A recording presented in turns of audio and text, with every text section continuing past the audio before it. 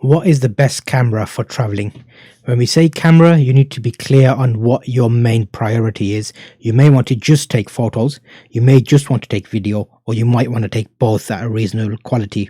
There will be a fine line.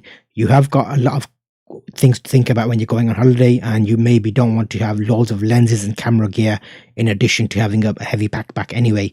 So the options I'm going to give you now are action camera, 4K or 1080p. There's two options for that. They take photos and they give you video.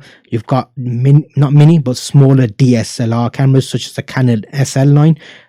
They got a few cameras that are designed at the smaller body, giving you HD video and photos. You've got good old-fashioned camcorders. There's nothing wrong with taking camcorders on holiday. Great battery life, very reliable, and you'll get the video you want to get. And the last one being mobile phones. You can actually take an additional mobile phone just dedicated for taking those videos or photos. So if you lose it, you're not going to have a massive worry about losing your main phone.